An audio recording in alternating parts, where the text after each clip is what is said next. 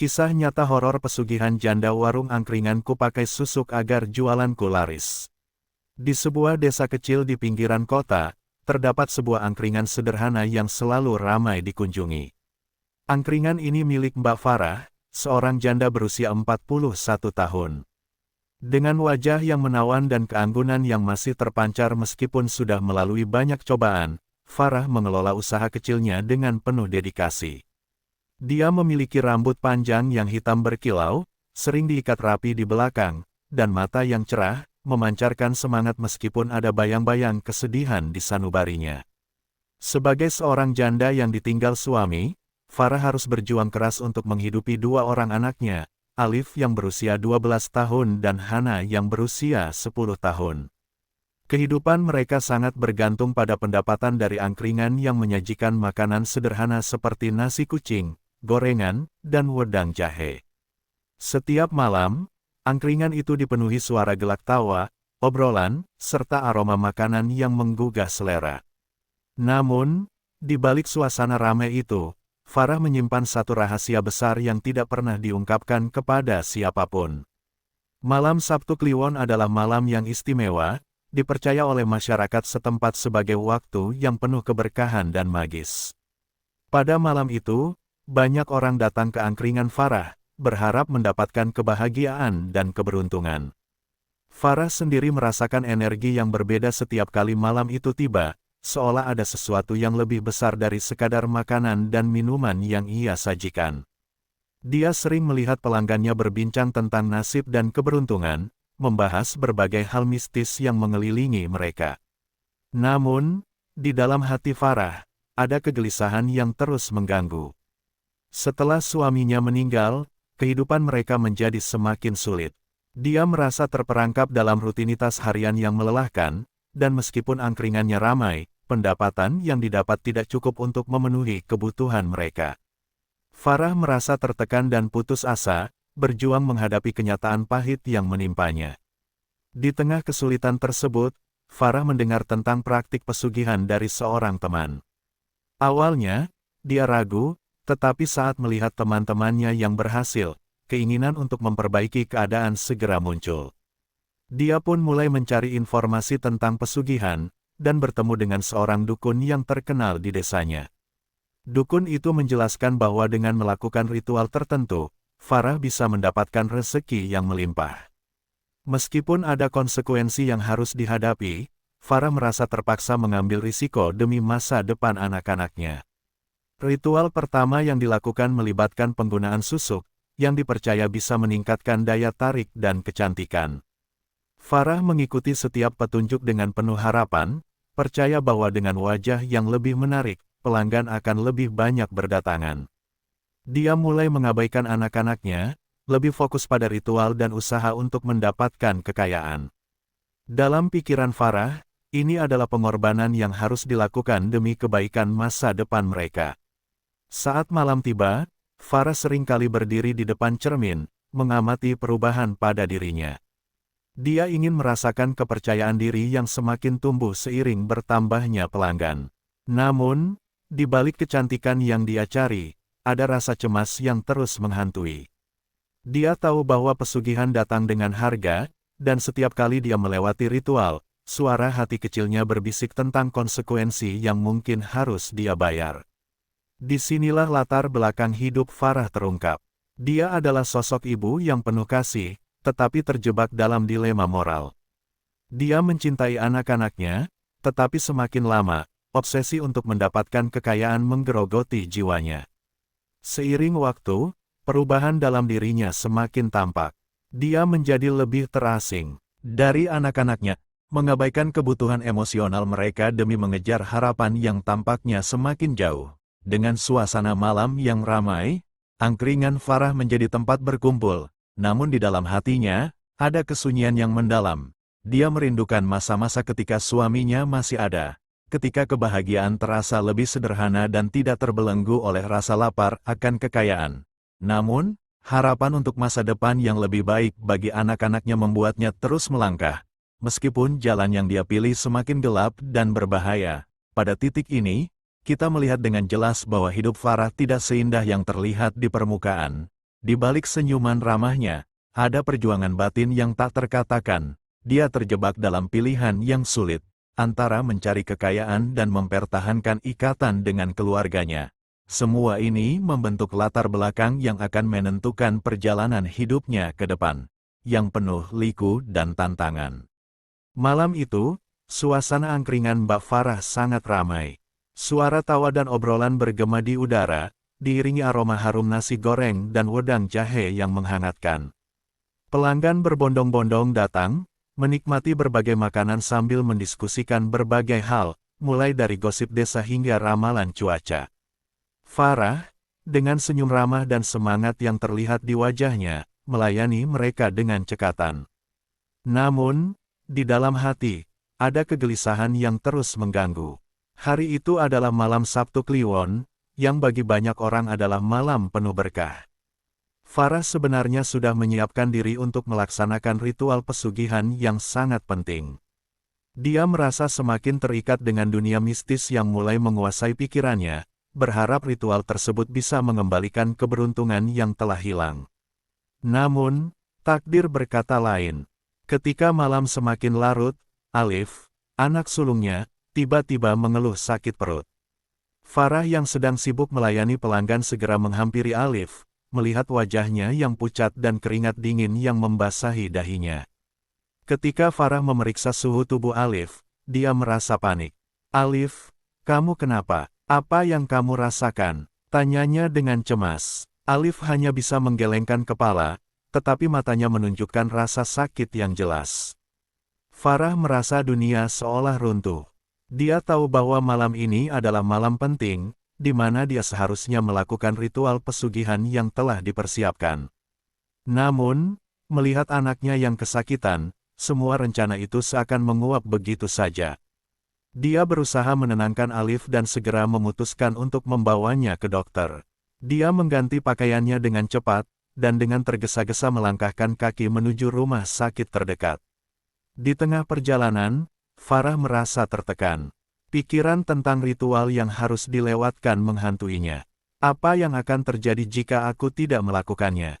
Bisik hatinya. Dia tahu bahwa setiap ritual memiliki waktu dan kesempatan yang tidak bisa diulang. Namun, kondisi Alif lebih penting. Dia tidak bisa membiarkan anaknya menderita lebih lama. Setelah menunggu cukup lama di rumah sakit, dokter akhirnya memeriksa Alif dan mendiagnosisnya dengan masalah pencernaan yang disebabkan oleh makanan. Farah merasa lega, tetapi juga bingung.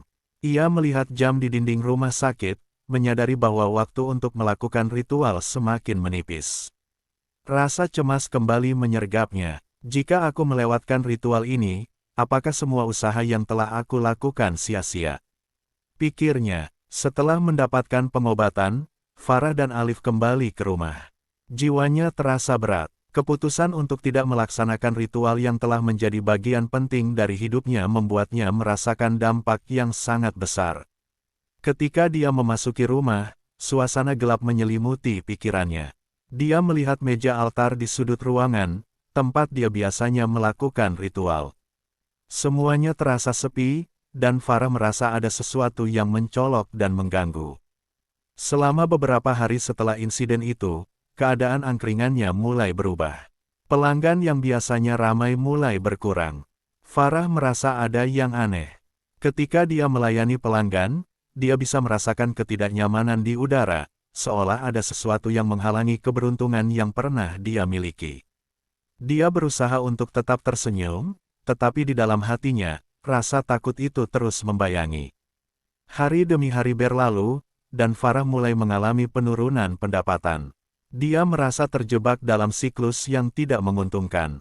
Rasa cemas dan putus asa menggerogoti jiwanya. Dalam pencariannya untuk mengatasi keadaan ini, dia mulai mencari cara untuk mengembalikan keberuntungan yang hilang.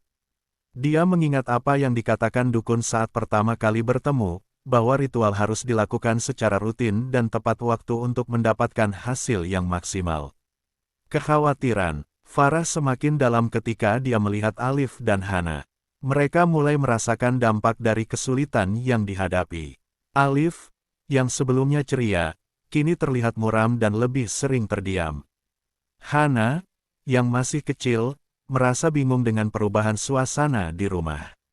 Farah menjadi semakin terasing dari anak-anaknya, terfokus pada usaha untuk mendapatkan kembali apa yang telah hilang. Di tengah kebingungan dan ketakutannya, Farah mulai mendengar bisikan-bisikan aneh saat malam tiba. Dia merasa seolah ada sesuatu yang mengawasinya dari kegelapan. Suara-suara itu membuatnya semakin gelisah, dan dia mulai berpikir bahwa mungkin ada konsekuensi dari ritual yang tidak dijalankan. Setiap malam, saat dia memejamkan mata, dia terbangun dengan rasa cemas dan ketakutan, seolah ada sesuatu yang memanggilnya kembali ke dunia pesugihan. Ketika malam Sabtu Kliwon berikutnya tiba, Farah merasa terjepit antara dua pilihan, melanjutkan ritual pesugihan yang membuatnya terasing dari anak-anaknya, atau meninggalkannya demi kesehatan dan kebahagiaan keluarganya. Dia tahu bahwa keputusan yang akan diambilnya bisa mengubah segalanya, tetapi tekanan untuk mendapatkan kembali keberuntungan semakin kuat. Dalam hatinya, Farah merasakan konflik yang mendalam, terjebak dalam dilema moral yang sulit. Insiden pemicu ini menjadi titik awal dari perjalanan gelap yang akan dilalui oleh Farah. Pilihan yang harus dia buat akan menentukan nasibnya dan keluarganya, dan dia tidak tahu bahwa setiap langkah yang diambilnya akan membawa konsekuensi yang jauh lebih besar daripada yang bisa dia bayangkan. Seiring berjalannya waktu, ketegangan semakin meningkat, dan Farah harus menghadapi kenyataan pahit dari keputusannya. Setelah malam Sabtu Kliwon yang penuh ketegangan, kehidupan Mbak Farah semakin terasa berat. Keberuntungan yang sebelumnya menghampirinya kini seolah menghilang, dan angkringan yang dulunya ramai mulai sepi. Setiap malam, Farah menunggu pelanggan, tetapi mereka tak kunjung datang seperti sebelumnya. Hatinya dipenuhi kekhawatiran, dan dia merasa terjebak dalam kegelapan yang semakin dalam. Ketika pagi menjelang, Farah duduk di meja kayu tua di angkringan, menatap kosong ke arah jalan. Dia ingat saat-saat ketika angkringannya dipenuhi tawa, ketika orang-orang berebut tempat duduk untuk menikmati nasi kucing dan gorengan. Kini, hanya ada kesunyian yang menggigit. Makanan yang telah disiapkannya seringkali terbuang sia-sia, dan pendapatan yang terus menurun semakin membuatnya tertekan. Malam itu, saat angkringan kembali sepi, Farah merasa putus asa. Dalam kegelapan, dia mengingat ucapan dukun yang pernah dia temui. Ritual harus dilakukan secara rutin dan tepat waktu, jika tidak, semua akan menjadi sia-sia. Suara itu terus terngiang di kepalanya. Dia tahu bahwa keputusannya untuk melewatkan ritual yang penting telah berdampak buruk. Dalam kebingungan, Farah merasa terpaksa untuk mencari dukun tersebut lagi, berharap dia bisa memberikan solusi. Hari berikutnya, Farah menemui dukun di sebuah tempat yang terpencil di pinggiran desa. Suasana di sana terasa mistis, dengan aroma dupa dan suara gemerisik daun yang menambah suasana. Dukun itu, seorang lelaki tua dengan tatapan tajam, menyambutnya dengan serius. "Kamu kembali, Mbak Farah. Apa yang kau rasakan?" tanyanya. Farah menjelaskan keadaan angkringannya dan ketidakberuntungan yang menimpanya. Dukun itu mendengarkan dengan seksama, lalu berkata, "Kamu harus melakukan ritual yang lebih kuat untuk mengembalikan daya tarik dan keberuntunganmu. Tapi, ini bukan tanpa harga. Kamu harus siap mengorbankan sesuatu yang sangat berharga."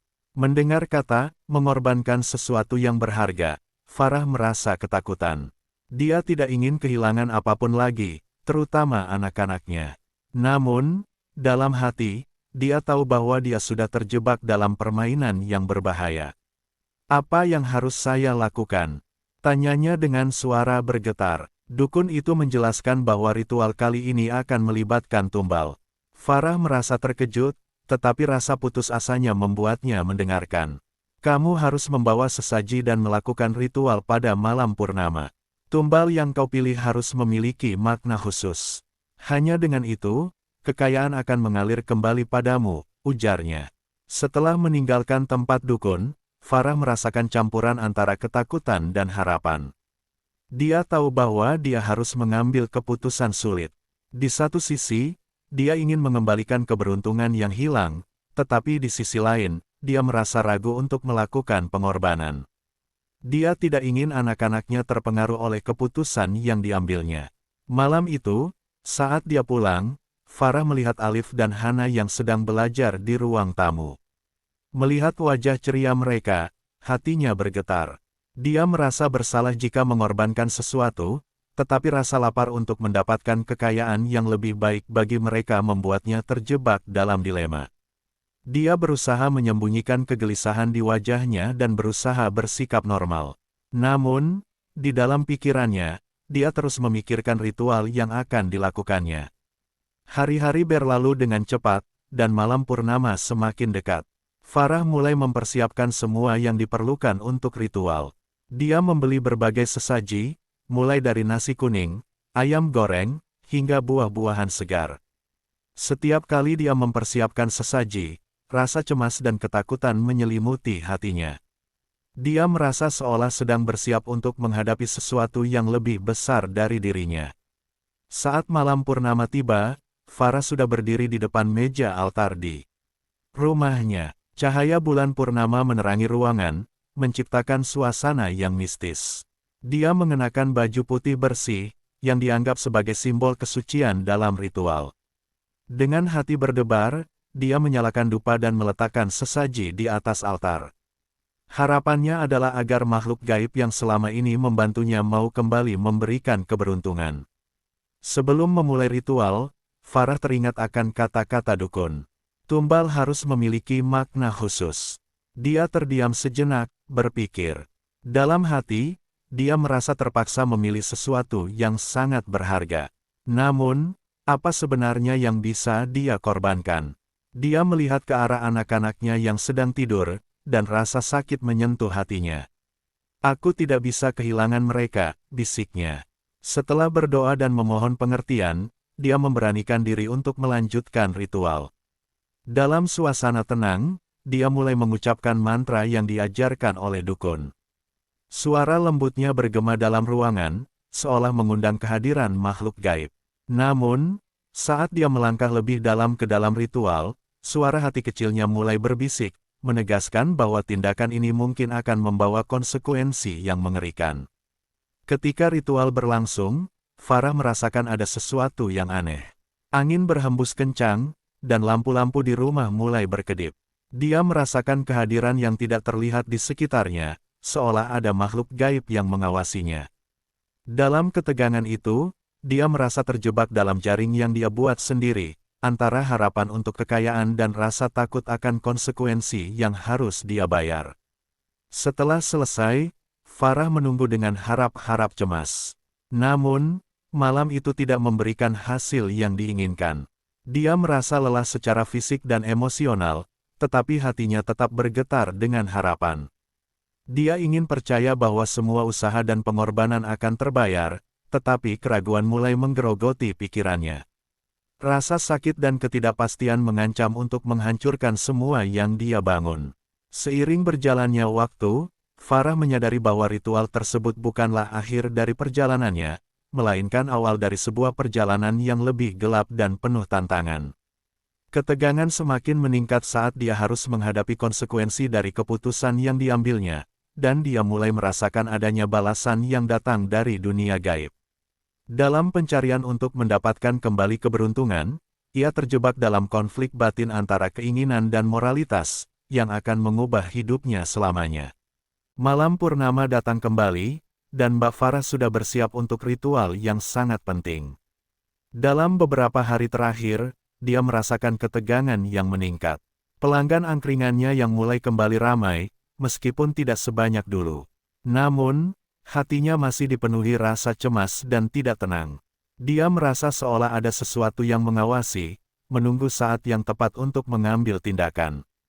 Ketika malam ritual tiba, Farah berdiri di depan altar dengan perasaan campur aduk. Dia telah menyiapkan semua sesaji yang diperlukan, nasi kuning, ayam goreng, dan buah-buahan segar. Suasana di dalam rumah terasa mistis, diterangi cahaya bulan yang temaram. Dia mengenakan pakaian putih bersih, simbol kesucian, dan menyalakan dupa, aroma wangi menyebar di seluruh ruangan. Sebelum memulai, Farah kembali teringat pada kata-kata dukun.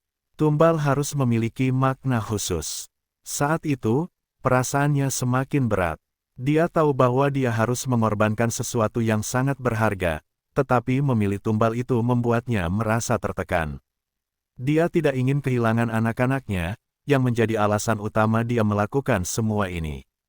Namun, di dalam hati, dia merasa terjebak dalam pilihan yang dibuatnya sendiri. Dengan napas dalam-dalam, Farah mulai mengucapkan mantra yang diajarkan dukun. Suara lembutnya menggema, memanggil makhluk gaib yang selama ini membantunya. Saat dia mengucapkan setiap kata, dia merasakan kehadiran yang tidak terlihat di sekitarnya. Angin berhembus kencang, dan lampu-lampu mulai berkedip. Hatinya berdebar kencang, merasakan kombinasi antara harapan dan ketakutan. Tiba-tiba, Farah mendengar suara bisikan halus yang memanggil namanya. Farah, suara itu seolah datang dari dalam bayangan kegelapan. Dia menoleh dan melihat sosok samar yang mulai muncul. Wajahnya tidak jelas, tetapi aura menakutkan terpancar dari sosok itu. "Kau telah memanggilku. Apa yang kau inginkan?" tanyanya dengan nada berat. Farah merasa tercekik. Dia tahu ini adalah saat yang ditunggu-tunggu, tetapi dia juga menyadari bahwa ada harga yang harus dibayar. "Aku ingin kekayaan, keberuntungan dalam usaha angkringanku," jawabnya, suaranya bergetar. "Tapi, aku tidak ingin kehilangan apapun yang berharga." Sosok itu terlihat merenung sejenak, kemudian berkata, "Setiap kekayaan memiliki harga. Apa yang akan kau korbankan?" Farah terdiam. Dia merasa terjebak, tidak tahu harus menjawab apa. Dalam pikirannya, bayangan wajah Alif dan Hana muncul, menambah rasa sakit di hatinya. "Aku tidak mau kehilangan anak-anakku," ujarnya, hampir berbisik. "Jika kau menolak, semua akan hilang." Sosok itu mengancam, suaranya semakin mendalam. Farah merasakan ketakutan yang luar biasa. Dia tidak ingin kehilangan segalanya, tetapi dia juga tidak ingin mengorbankan anak-anaknya.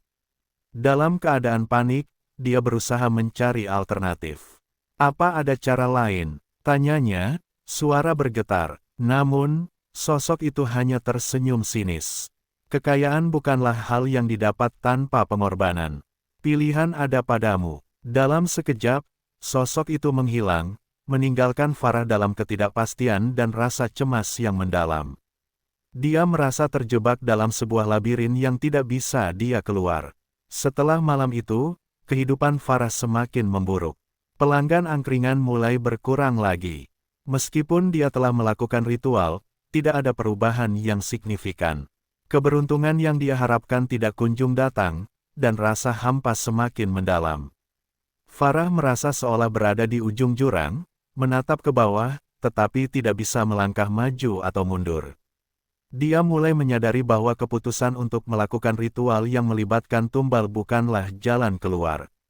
Setiap malam, ketakutan menghantuinya. Dia merasa seolah ada sesuatu yang mengawasinya.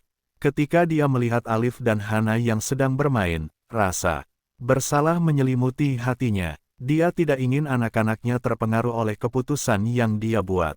Dia mulai merasa terasing dari mereka, seakan ada dinding tak terlihat yang memisahkan mereka. Dalam pencariannya untuk mendapatkan kembali keberuntungan, Farah juga mulai melihat dampak dari pesugihan yang dia jalani. Kesehatan Alif mulai menurun, dan dia sering mengalami sakit kepala. Hana, yang sebelumnya ceria, kini tampak murung dan tidak bersemangat. Farah merasa putus asa, melihat kehidupan keluarganya yang semakin suram. Dia berusaha menutupi rasa cemasnya, tetapi setiap kali dia menatap anak-anaknya, rasa sakit itu semakin dalam. Malam demi malam berlalu, dan Farah semakin terjebak dalam lingkaran setan. Dia terpaksa menemui dukun sekali lagi, berharap untuk menemukan solusi. Dukun itu mengingatkan Farah akan konsekuensi dari tindakannya. "Kau harus bertanggung jawab atas pilihanmu. Kekayaan yang kau cari tidak akan datang tanpa harga yang harus dibayar," ujarnya dengan nada serius. Farah merasa semakin tertekan. Dia tidak ingin kehilangan anak-anaknya, tetapi di sisi lain, dia juga tidak bisa membiarkan angkringannya hancur. Dalam kebingungan dan kepanikan, dia kembali ke rumah, merasakan beban yang semakin berat di pundaknya. Dia merasa seperti terjebak dalam kegelapan tanpa jalan keluar. Akhirnya, puncak konflik terjadi ketika Farah harus menghadapi kenyataan pahit dari pilihan yang dia buat. Suatu malam, saat dia berada di angkringan, dia mendengar suara berbisik di telinganya. "Kau sudah memilih, kini saatnya membayar." Suara itu sangat menakutkan, membuatnya terlonjak kaget. Dalam sekejap, dia melihat sosok gaib yang muncul kembali, lebih jelas dan menakutkan.